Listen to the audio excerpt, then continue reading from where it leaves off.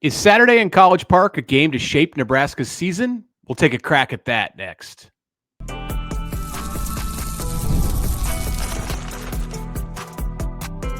You are Locked On Nebraska, your daily Nebraska Cornhuskers podcast, part of the Locked On Podcast Network, your team every day. Hello, and thanks for making Locked On Nebraska your first listen every day. We are free and available wherever you get podcasts and on YouTube, part of the Locked On Podcast Network, your team every day. And today's episode is brought to you by FanDuel. Right now, new customers can bet just $5, and if your bet wins, you get $300 in bonus bets to use across the app. Download FanDuel today. All right, welcome. It is Thursday. Connor Happer, Mitch Sherman with you here on the Locked On Nebraska podcast. Thursday, we're going to go through a couple of picks, some things that we think might happen during the game today before the Friday mailbag. Thursday, usually the kind of slower practice day for Nebraska. It will be again today before they leave. It's feeling more and more Travel like a day. bowl trip every time we talk about this. They're like, they're getting the cavalry together. They're flying the biggest plane they possibly could fly. They're taking the chefs out early and site visits and all. They're going to the East Coast. It's sort The of chefs unique. might already be there. Yeah, the chefs are there. Right. Do you think Nebraska will do any kind of tourist stuff in our nation's capital while they're Maybe. yeah, I don't think so. I mean, the main thing that you have to fight against when you're on the road for that long, like there's that much anticipation before the game, obviously distractions, but I think the second thing is boredom. Like, so you got to get them up on their feet and doing something. So maybe they walk around and somewhere. I heard in the news this morning that there's that the presidential motorcade may be visiting them up in Bethesda on Friday. So I don't know if that will mess with any of Nebraska's. I'm sure that they have to pay attention to that. I'm sure Mr. Detail himself, Matt Rule, is now saying, whoa, are we going to have a hard time getting places from our headquarters in Bethesda because all of a sudden there's this huge presence that can tend to be a traffic kind or transportation kind of mess. So I don't know what Nebraska is going to do in all the extra time that it has in the area of our nation's capital here today and tomorrow. I don't imagine that they're going to do any of the kind of any of the bowl type activities. It'll be somewhat businesslike. The Huskers will practice in Lincoln Thursday morning, fly to the Baltimore, Washington area, bus to Bethesda. They will chill or do whatever it is for the rest of Thursday night that's on the schedule. Friday, we'll bring a walkthrough at SECU Stadium. Oh yes, SECU Stadium, one of the iconic venues in all of the Big Ten. Used to be Capital One Field, I believe was once the name. So. Oh, wow. I don't remember that at all. Yeah, I've been there. I was there in 19 when Nebraska played out in College Park. So they'll walk through tomorrow, see a movie, presumably, and then the game's at 3:30 Eastern Time, 2:30 Central. So we're going to make our picks for that game. We're going to pick the Big Ten game of the week, the national game of the week, and a few props and yardage things and such. But right now, I want to have a conversation about whether we believe that Nebraska at Maryland is a season-shaping game for the Huskers. And I know, like, the context of this is every game counts 1/12 of the season, so they're all equally important when it comes to Nebraska's record. But obviously, some games feel bigger and like more pivotal than other games. Where does this one register for you? Yeah, I was thinking about that the other day, just in this stretch of 4 here in October. Nebraska's got one of them down already. They played Michigan State, Maryland, and then Minnesota and Northwestern. Minnesota being on the road on a Friday night and Northwestern being at home. I think I think Nebraska's toughest challenge out of those 4 is probably Minnesota. I think maybe the best team that they'll play is this one. But I don't know. It's like we've talked about. It's all about sort of matchups and how you look and And I do think Minnesota will probably give Nebraska a few more issues than Maryland will. But yeah, you just want to keep this train rolling, right? Like you got the ball moving downhill for you a little bit, and you know, people, the more you win, the more people sort of start to come around and say, oh yeah, I think I believe in this team. I don't think we're there yet with this fan base. Not that matters like a whole lot, but you want some positive energy. So I do think, you know, in order to get to where you want to go, or to get everybody feeling good about where you're going, it's got to be an undefeated October. I don't think it has to be an undefeated October for, like, you know, sanity's sake. Like you could you could live with 6-2 at the end of October, but I think it'd be really, you know, it'd be really helpful. Obviously if Nebraska was 7-1, I think they're certainly capable of doing so. So it's another little, you know, cog in that wheel, I guess. It is a little bit wild to think that Nebraska could get bowl eligible a week from tomorrow. Yeah. That little thought just crossed my mind right here as we talk about the importance of these two road games. And I know a lot of people want 7-1 heading into November. To me, 7-1 heading into November would represent a pretty big step for the Nebraska program to be bowl eligible on October. What is it? 17th. Yeah, like, I think so. That's a leap from where we've seen this thing for the last decade. And I think if Nebraska's 6-2 going into November, then that's okay. Like that's still on track to be. Yeah. I don't know. I wouldn't categorize it as a leap. Like you wouldn't categorize 6-2 on Halloween as a leap for Nebraska? No, I wouldn't categorize 7-1 as a leap. Like I think okay. They started 5-1 last year, and they did. Like then they ran into some issues. They did. But so it would be a good step. I don't know. I guess it's semantics, right? Step and leap. But I think it'd be a good step for the program, like a little tiny baby step or something like that. I don't know. To say we can now consistently beat the teams that we feel like we should, or if we play well enough. So that hasn't been the case. So I do think that's something. I don't know if it's like a leap. I think the leap is beating somebody you're not supposed to. Are they landing on the moon on this game? It's just one small step for Nebraska football. Yeah, something like that. One giant leap for Matt Rule. I'm a little bit in a little bit of disagreement with you, because I think if Nebraska can get to 7-1 by the end of October, then that's a big thing, because then you've taken care of business in a way that we've just not seen. And I'm not so much concerned about who the opponents are, and the opponents are good the next 2 weeks. Well, they're good from Nebraska's point of view. If you're Ohio State and you're playing Minnesota, then you expect that it's going to be 42-3 like it was last Saturday in Columbus. If you're Nebraska and you're going to Minnesota on a Friday night when crazy stuff happens in college football, and crazy stuff happens for Nebraska when it goes to Minneapolis, then you're thrilled to get out of there with a 1-point victory. And I think it's kind of the same mindset this week at Maryland. If Nebraska wins this game 24-23, they are going to be ecstatic coming home on that plane Saturday night. So you put both of those two things together. Northwestern obviously is heavily leaning toward a Nebraska victory. If you can pull all of that off and be 7-1, especially considering the way that November looks, like USC is gettable. UCLA clearly had a big moment last week, but it's not proven to be anything consistent. Like, I don't think the Bruins are going to go on a big run here. Penn State is Penn State. It's still going to be very tough, even if they're not playing for the college football playoff.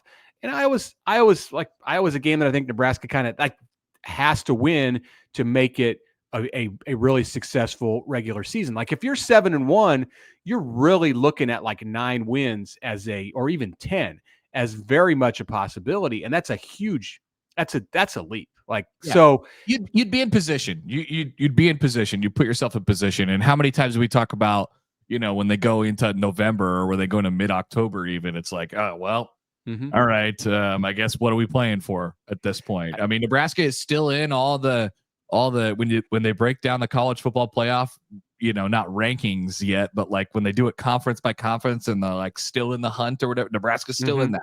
and they have a chance to keep themselves in it over the next couple weeks. Nebraska would be in the first college football playoff rankings if it can get to 7-1 by the end of October. Ooh. Those rankings will come out on that first Tuesday of November before the USC game, I believe, or it could be the week after, but it's right there at the.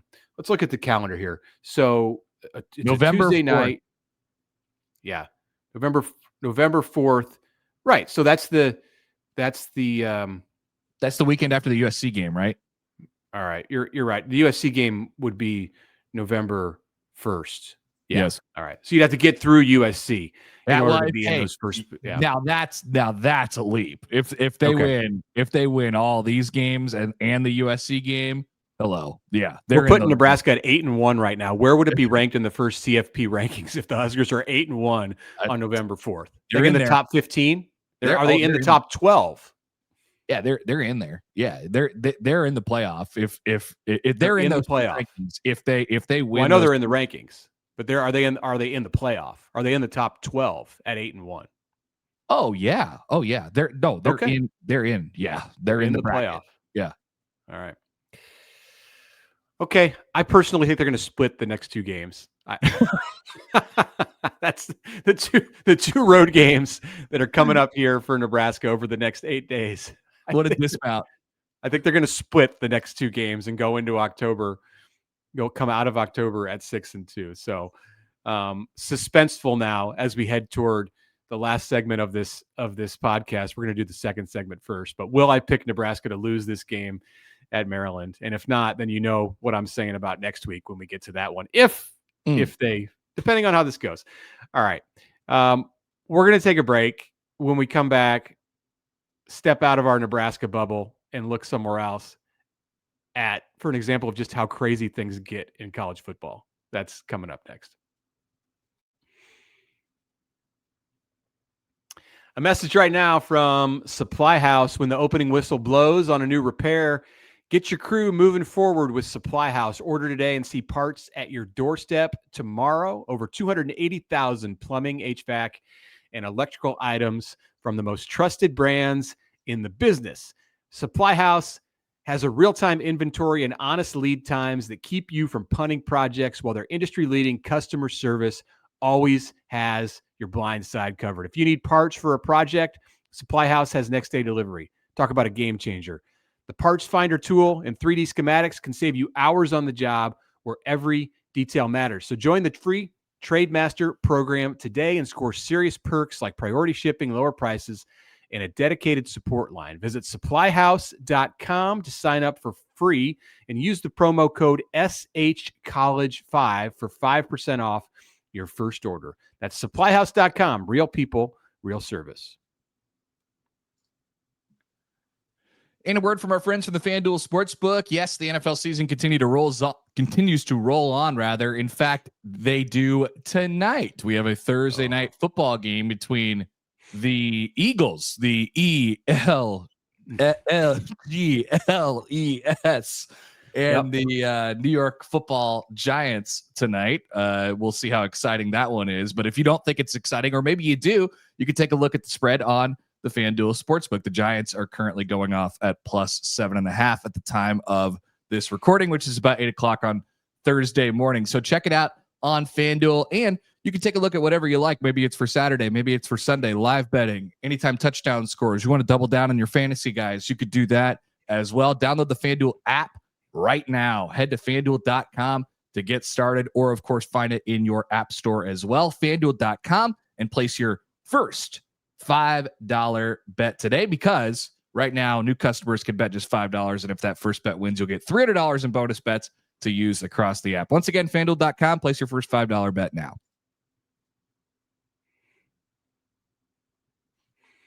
All right, we're back. Mitch Sherman, Connor Happer with you on this Thursday episode of the Locked On Nebraska podcast. Tomorrow is the mailbag, so I've seen some questions filing in. If you have a last-minute question about Nebraska's chef or its travel ideas, whatever. You get the point. Send us a question. LockedOnNEB@gmail.com is the best way to get our attention. Speaking of our attention, are we paying attention to the situation at North Carolina right now? Yeah. Yes, we are. Because I don't think Bill Belichick will probably be the head coach there on like November. By the time Nebraska plays USC, I don't think he'll be the head coach there anymore. That's the way it seems right now. There was some reporting yesterday. So like once a year, college football has this way of just reminding you that no matter what situation you might be following close to home, there's another one out there that's even more bizarre. And in this case, it's way more bizarre. So North Carolina has stopped the Hulu documentary that it was filming about this season after 5 games. Mm-hmm. Bill Belichick is evidently not getting out in Chapel Hill right now. But I don't believe that the Tar Heels will be favored to win anything more than 1 game left on their schedule. They're 2-3 in this Belichick experiment. And the 3 Power 4 opponents that they've played have beaten North Carolina by a total of 87 points. And that's with Clemson just totally taking its foot off the gas last week against Belichick's team. So why are we talking about this? On Wednesday, North Carolina had to put out a statement amid like all kinds of reports and speculations that Belichick was about to get shown the door. And it was a 2-sentence statement, 1 sentence from the AD, Bubba Cunningham, 1 sentence from the coach, Bill Belichick, basically saying that everything's cool here. There was not actually like a gif of a little dog in a burning house pictured with the release. But if you're a North Carolina fan and like you saw that statement and thought, well, okay, that's a relief, then you're like not understanding the moment, not understanding the situation, because it's a mess and it seems like it's not going to last that much longer with him. Yeah, this was always the dumbest thing ever. And I mean, North Carolina has nobody to blame but itself for undertaking this experiment in the first place. It was never going to work. He doesn't care. Why would he care about why Bill Belichick care about anything at this point in his life? I don't know why he even agreed to do this. And he's going to have to pay $1 million to get out of his contract. So that's going to happen within the next couple of weeks would be my guess. I don't know why anyone on earth would have thought that this was going to work. I had a prediction before the season that I didn't think he would coach a game there. It didn't seem like he was going to start the season, and they've done 5 now before the retirement or firing or whatever reports start to come out. So I feel like I wasn't that far off. I did like there. I saw a response on social media. I think it was Peter Burns from ESPN, who said that Duke should buy the footage, the Hulu footage, all of the Hulu footage that exists, and just show it on endless loop during recruiting visits on the campus in Durham. That's pretty funny. Although I don't know, who is North Carolina recruiting? Who, like, Bill Belichick ain't recruiting nothing, nor would he direct. Who are they recruit? They're not recruiting against Duke. Duke is like a way better program right now. Mm-hmm. And then I think the point was like any opportunity that Duke gets to just like completely make fun and clown North Carolina, you take advantage of it. Yes, and we love the rivalry, dunkings upon. So I totally get it. But like, my God, what a disaster for North Carolina. Yeah, so this is something that Nebraska's not even been through. Like, Nebraska's been through disaster after disaster over the last 20 years, and nothing that really even compares to what's going on in Chapel Hill right now. No, not at all. All right, what else do we got on this Nebraska Maryland? Yeah, so before we get to our picks in the next segment, I just want to let's take a moment and pick one area of this game Saturday in College Park that is going to be most impactful in determining the outcome. So for me, it's kind of obvious. You want me to go first, or do you want to make your selection? So I'm just going to say Nebraska's ability to create time for Dylan Raiola to throw the ball. Like, I have concerns for Nebraska heading in there about how they're going to avoid getting him sacked many times. Maryland is a team that focuses on the pass rush and is good at the pass rush and is good in coverage because the Terps lead the Big Ten in interceptions. So this is going to have to be after 2 quarters where Dana Holgorsen was like at his low point in the OC's time at Nebraska over the last 11 months. It's going to have to be a big moment for him to be creative and find ways to get Dylan out of harm's way. Like, get him on the edge. He is adept and does very well at throwing on the run. So have him roll out, get him to throw some screens, run a little bit of misdirection, as we saw Nebraska do in scoring its first touchdown against the Spartans last week down near the goal line. They're going to have to be creative in the pass game, I think, in order to create time for him to throw. That's I'm excited to see how Nebraska sort of attacks it. You think about it on a wider scale. Nebraska is the team that is more capable and more interested in running the football. But Maryland's defensive, statistics and analytics and stuff like that, they all check out. I mean, pretty good against the run, pretty good against the pass. And so, Nebraska will have to sort of pick where they want to attack first. I'm with you. Like, the thing that stands out on paper is, those rush ends that are coming around. So I wonder if Nebraska can't hit some draws and screens and stuff like that to kind of get them going. That's what Dana Holgorsen said they were kind of doing last week, and he thought that these two were sort of a little bit similar challenges in that way, even though Michigan hadn't had the the bona fides to rush the passer yet. I think I'll make a small prediction here. I guess I think Nebraska's going to make another big special teams play in this game, and I don't think it'll be a block punt. I don't think it'll be a block field goal. I think it's going to be in the return game. I think it's time that they're gonna, it's kind of been building and boiling and build. They have, you feel it. Yeah, they have a defined specific advantage in this game in that category. So I think they're gonna make one of those happen. And for Nebraska, like I always say, for a team that doesn't want to run the ball and is not interested in run the ball in Maryland, like, you can't allow that to, you have to allow that to stay true, right? They don't allow the one-dimensional team to be two-dimensional, right? So stopping the run is a significant tone setter, I think, in this game, on the runs that they'll try. With that being said, I think I'm sort of talking myself in a circle here. I think they'll get Washington moving a little bit more than they have over the last couple of weeks. He hasn't really shown off the dynamic part of his game. He's like a really talented arm talent thrower of the football, kind of like Underwood in that way. Like, he really rips it. So I'll be interested to see if they got anything in the bag with him with the legs.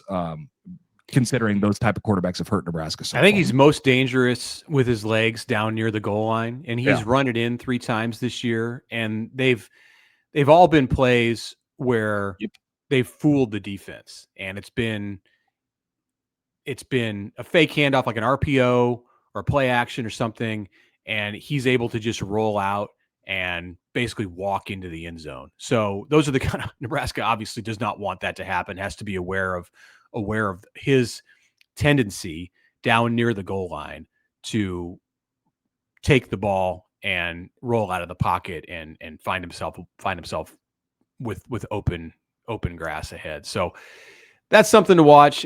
He is athletic, and Nebraska's ability, I agree with you, to shut down the run game entirely is essential for that's where you start and then build off that. Yeah. All right, the suspense is building. What are we going to pick in this game on Saturday? That's coming up next.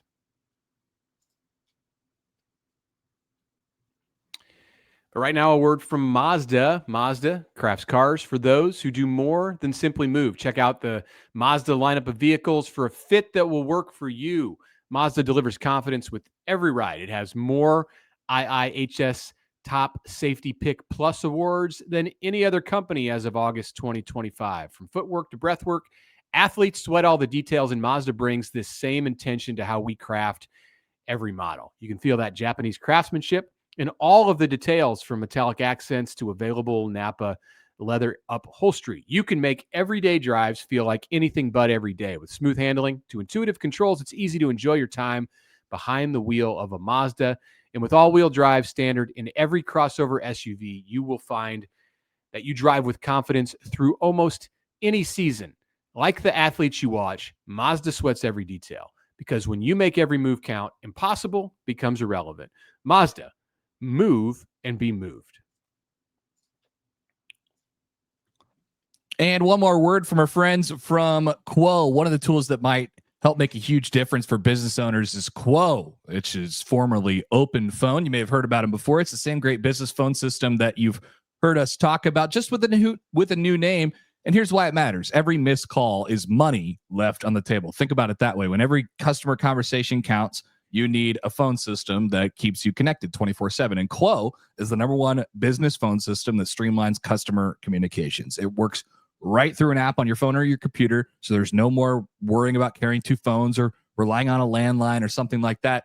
Their built-in AI agent is a game changer. It can make answer after hours calls, capture leads, and keep businesses moving even when you're off the clock. So the phone is working for you. See why over 90,000 businesses trust Quo, formerly Open Phone. Get started free and get 20% off your first 6 months at quo.com/lockedoncollege. Quo, QWO.com/lockedoncollege. And if you've got existing numbers with another service, Quo will port them over at no extra charge. Quo, no missed calls, no missed customers. All right, here we go. Prediction time here on the Locked On Nebraska podcast. Let's go through a couple player numbers before we get to the game, and then we're going to pick two other big games in college football this weekend. We always start with Dylan Raiola's passing yard number. It's usually right around here, 234.5 this week. Yeah, a little bit under his average, and Maryland's a good pass defense. The numbers indicate that the Terps do a good job of limiting quarterbacks from piling up the yardage. So I'm going to say 234.5. I'm going to take the over on Dylan this week. Me too. I just think he's going to be like consistently in the 250 to 280 range. I think that's a good day for him, considering what Nebraska's, wide receivers. I think they'll, this could be another game where you pop one, like a short yardage pass that goes like Hunter had last week. So I factor all that in, and I'll say over. Let's go to Malik Washington on the other side. His passing yards number against the best pass defense in America is 199.5. And if he gets to 200, we're just asking the question here, will Malik Washington throw for 200 yards? And he's averaging north of that. It would be double what Nebraska is allowing on average. And the first passer, clearly, to get to 200 this year against the Huskers. At some point, it's going to happen. I will say that it does not happen this week and pick the under for Malik Washington on 199.5. Yeah, I just think they're going to have to get their yards from somewhere, and I don't think that they're going to run. Like they're running a verse, and that's a pretty low number, for a normal team. Albeit it's not a low number for Nebraska, it's actually quite a high one against Nebraska this year, like we just mentioned. So I will say over, because I just think they got to get their yards from somewhere. Not that the pass defense is going to have a bad day, but I just I think we'll take the over there. Archie Wilson punting average 42.5. Yeah, he was a little off last week when kicking into the wind, and I think Archie makes up for it and has a big day on the road. 42.5.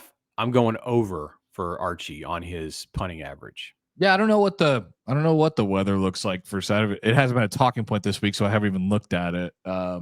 Maybe we get a live weather report from Mitch. Maybe that could be your first YouTube short. Here's the weather. Should I do that? I mean, I could just start making normal weather reports from all games. I think I'll probably pass on that. The ground at SEC. Yeah. Hey, there's stadium. There's a chance of rain. 69 degrees. Chance of rain. Wind not really a factor. 7 miles an hour, but it says turning cloudy with a passing shower in the afternoon. Whoa. Sun, rain, clouds, 56% chance. So Not going to amount to much of anything according to AccuWeather here. 0.03 of an inch of rain, so I don't think it's going to be a factor in this game.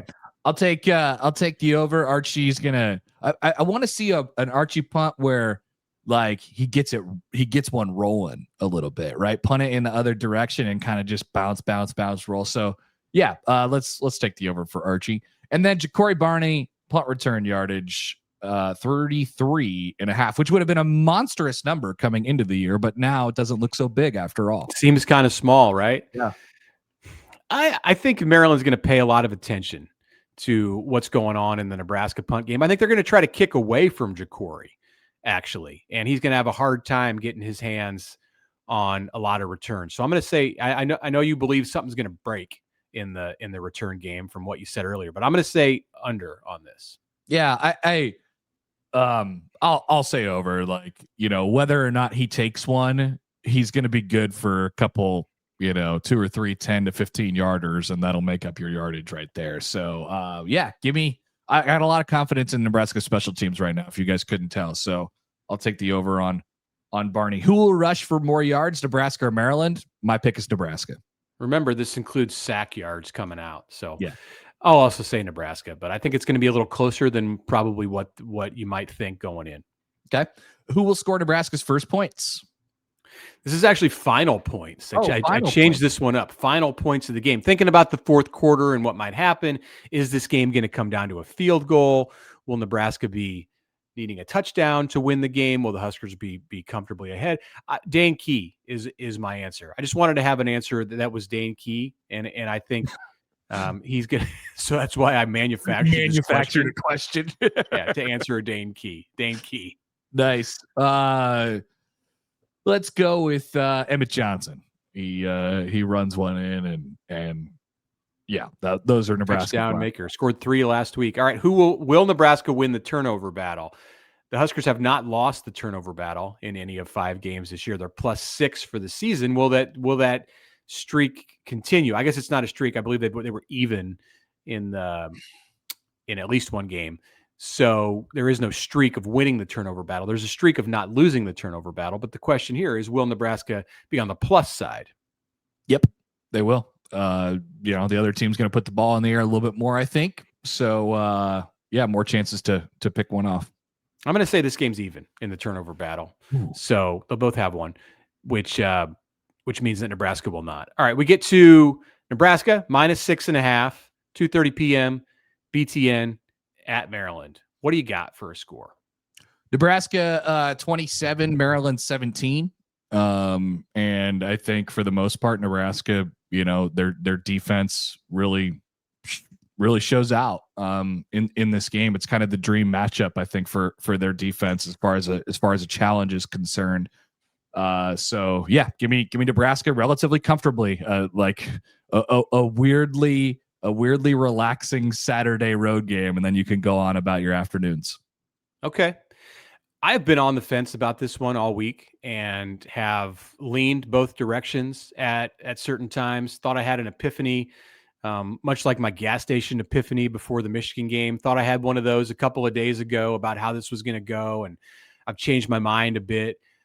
I see Nebraska being ahead by double digits in the fourth quarter, and I see Maryland scoring a touchdown and going for 2 to try to make it a field goal type of game and missing on the 2-point conversion. Nebraska wins 24-19, so the Huskers do not cover but escape College Park with a win. I do love picking a weird score, that's for sure. So a nice pick there. So you got Maryland covering. So it'll be 24-13, and the Terps will get in the end zone and then miss the 2-point conversion. Our Big Ten game of the week this week is probably the game of the week in college football. Indiana heads to Eugene to take on Oregon, who's a 7.5-point favorite on Saturday afternoon on CBS. Yeah, ESPN College Game Day at the CBS game. So that tells you right there that it's a big game when they jump over to another network to bring the pregame show to the masses.